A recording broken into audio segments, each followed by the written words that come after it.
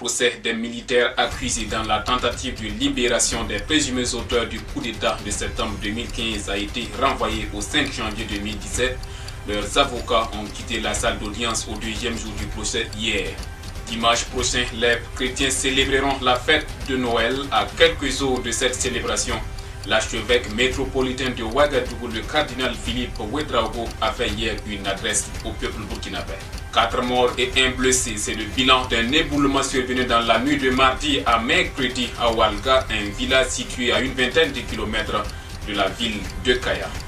Et puis en sport, les représentants burkinabés en campagne africaine connaissent désormais leurs adversaires à l'issue du tirage au sort du tour préliminaire de la Ligue des champions et de la Coupe de la Confédération.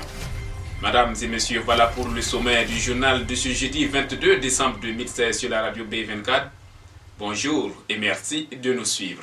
Dimanche prochain, les chrétiens du monde entier célébreront la fête de Noël, la fête de la naissance de Jésus-Christ. Dans la perspective de cette célébration, l'archevêque métropolitain de Ouagadougou, le cardinal Philippe Ouédraogo, appelle les Burkinabés à s'aimer les uns les autres. C'était hier après-midi à l'occasion d'un message adressé au peuple burkinabé où il a profité formuler ses vœux de paix et heureuse année 2017 au Burkinabé. Écoutons le cardinal Philippe Ouédraogo, des propos recueillis par Ians Ismaël Nabolé. Nous achevons une année 2016 et nous inaugurons une nouvelle année 2017. Voilà autant d'occasions pour que nous puissions nous retrouver ensemble. Je voudrais adresser au nom de notre Église Famille de Dieu nos meilleurs souhaits, nos meilleurs vœux à tous les fils et filles du Burkina Faso, non seulement les chrétiens catholiques, mais aussi tous nos frères musulmans, protestants, les adeptes de la religion traditionnelle. Nous sommes tous les grains d'un seul et unique panier, condamnés à vivre ensemble, à réussir ou à échouer ensemble. Alors, je souhaite à tous, sans exception, une bonne et sainte fête de Noël, heureuse année 2017. Alors, partant de là, je souhaite donc qu'en cette année 2017, le Seigneur nous permette à nous, Burkinabés, de nous donner davantage la main, de contribuer chacun à son niveau à la construction d'un monde plus beau, d'un monde plus fraternel. À cet effet, tous les croyants doivent se mobiliser pour prier. J'ai dit à des militaires il n'y a pas longtemps que notre Kalachnikov, c'est la prière. Notre force, c'est la prière. Dieu écoute et aime le peuple burkinabé.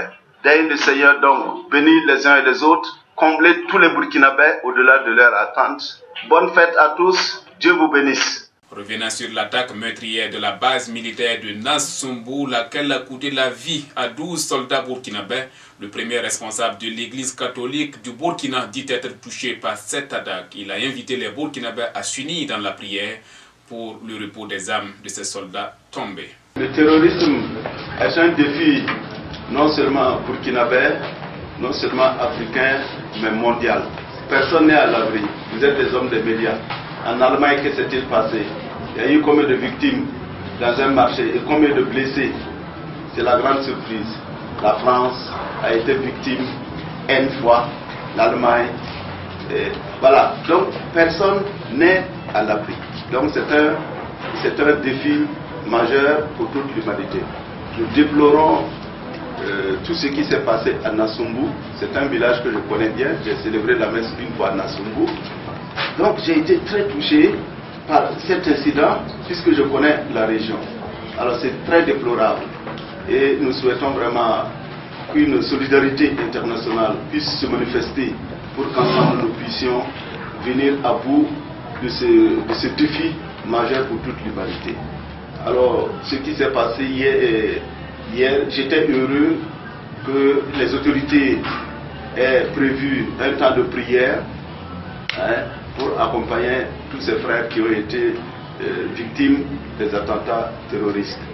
Nous déplorons ce qui s'est passé. Nous prions le Dieu Tout-Puissant d'accueillir auprès de lui toutes les victimes. Nous prions pour leurs familles, tous ceux qui sont affligés par ces décès. Nous prions aussi pour ceux qui tuent à travers le monde entier, leurs frères et sœurs, pour des raisons qui ne se justifient pas. Que le Seigneur change leur cœur, afin qu'ensemble nous puissions vivre dans la paix et dans l'amour mutuel. Et puis, à l'approche des fêtes de fin d'année, les Burkinabés doivent rester vigilants sur la qualité des produits de consommation. Le 17 décembre dernier, c'est plus de 820 poulets impropres à la consommation qui ont été saisis par la brigade territoriale de gendarmerie de Saba, alors qu'ils étaient transportés à bord d'un véhicule et d'un tricycle vers la ville de Ouagadougou. La saisie a pu se faire grâce à l'appel téléphonique d'un citoyen sur le 1010, le numéro vert de la gendarmerie nationale. Nous vous le disions hier au deuxième jour du procès relatif au plan d'attaque déjoué de la maison d'arrêt et de correction des armées en vue de libérer les présumés auteurs du coup d'État de septembre 2015 impliquant le caporal Madi Ouedraogo et 27 autres, le tribunal militaire a renvoyé le dossier au jeudi 5 janvier 2017 à la demande des avocats de la défense. En signe de protestation, ces derniers ont quitté collectivement la salle d'audience hier après le refus des magistrats d'accéder à leur requête de report de 2 semaines. Au premier jour du procès mardi, les avocats de la défense commis d'office avaient demandé au tribunal le report du procès de 2 semaines, le temps pour eux de mieux connaître le fond du dossier. Le tribunal avait refusé cette requête et avait juste concédé un report d'une journée.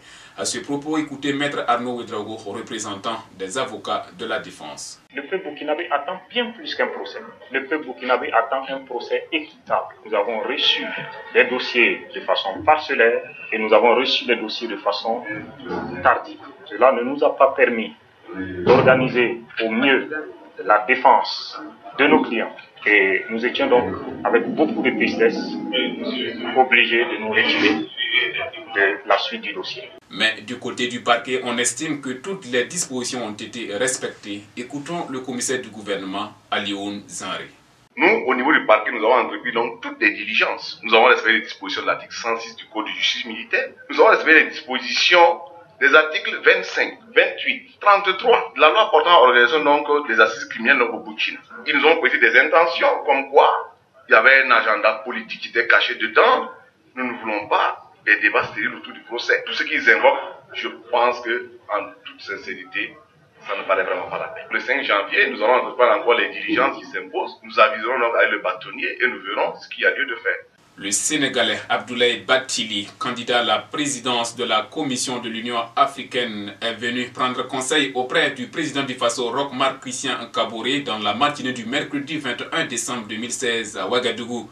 En tant que candidat à la présidence de la Commission de l'Union africaine, une candidature que mon pays, le Sénégal et la CEDEAO ont endossé, je suis venu me présenter au président du Faso pour bénéficier de ses conseils, ses avis et suggestions, a-t-il déclaré au sortir de l'entretien.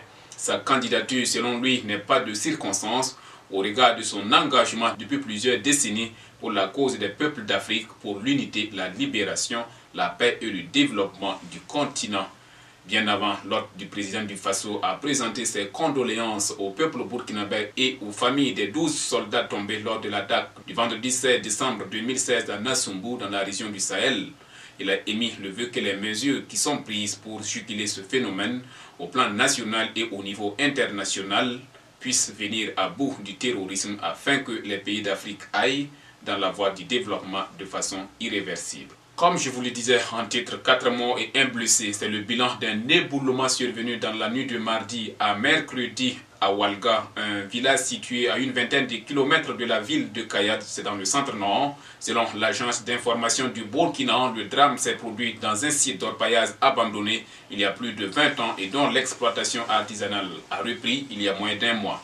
Le maire de la commune de Kaya, Boukari Ouedraogo, qui s'est rendu sur les lieux du drame, a témoigné au nom du conseil municipal sa compassion aux familles et à la population éplorée de Oualga et invité la population et surtout la tranche jeune qui exploite artisanalement l'or à la prudence et à la méfiance vis-à-vis des anciens sites d'orpaillage. L'âge des victimes de l'éboulement varie entre 15 et 30 ans, quant au seul blessé et dont la vie ne serait pas en danger.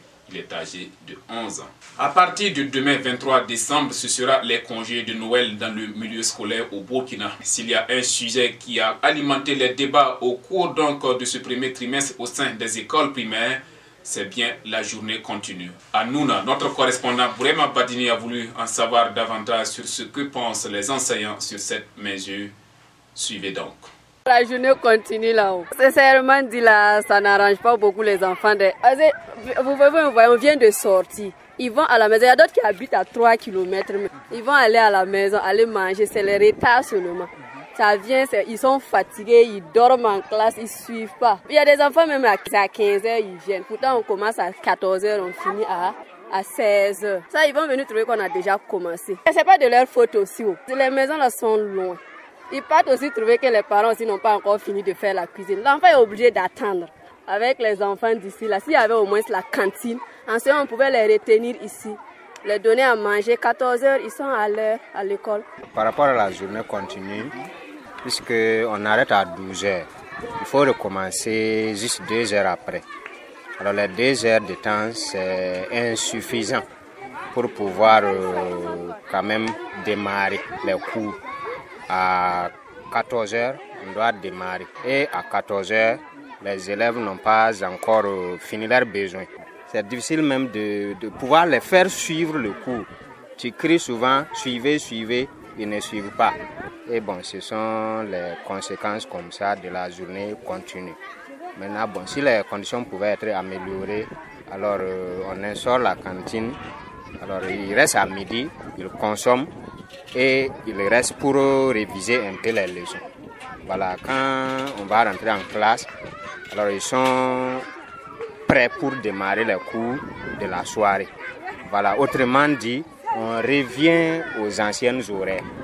C'est pas simple à notre niveau ainsi qu'au niveau des élèves. En tout cas, les maîtres souffrent, les élèves aussi souffrent. À 12h, nous sortons, l'élève part à la maison, il part trouver que le repas n'est pas encore prêt. Même si le repas est prêt, il mange, il n'arrive pas à se reposer. Il reprend la route pour venir à l'école. Ils arrivent en retard. Il y a d'autres même qui viennent 14h30, 15h, souvent 15h30. Ils viennent trouver des fois qu'on a fini de faire certaines leçons. Ils n'arrivent pas à suivre. Un élève qui est en retard, arrivé devant la porte, il va taper. Quand il va taper, ceux qui sont en train de suivre les cours, ça les perturbe. Donc pour moi, la journée continue, ce n'est pas une chose qui est simple. Il faut que les acteurs revoient s'ils peuvent améliorer les conditions. Les conditions, c'est-à-dire s'ils pouvaient instaurer la cantine au niveau des écoles. Et aussi un lieu pour que les élèves puissent se reposer durant les 1h30 avant de reprendre les cours à 14h. Du sport, dans ce journal, la Confédération africaine de football CAF a effectué hier mercredi le tirage au sort du tour préliminaire de la Ligue des champions et de la Coupe de la Confédération. En Ligue des champions, le Rail Club du Cap Diogo croisera en tour préliminaire sur son chemin les Diables Noirs du Congo, Brazzaville. Le match allait se joue à Ouagadougou entre le 10 et le 12 février 2017 et le match retour une semaine après. En Coupe CAF, le représentant burkinabé, l'AS Sonabel, rencontre les Ivoiriens du Sporting Club de Gaïwa. Un mot de cyclisme pour terminer. Le cycliste africain de l'année est connu. C'est l'Érythréen Tesfrom Okuba Mariam, champion sur route 2016, qui boucle l'année à la première place. Le podium est complété par le Sud-Africain Luis Menzes et un autre Érythréen, Daniel Tekle Aymanot. A noter que le Burkinabé Mathias Sorgo était parmi les 20 nominés.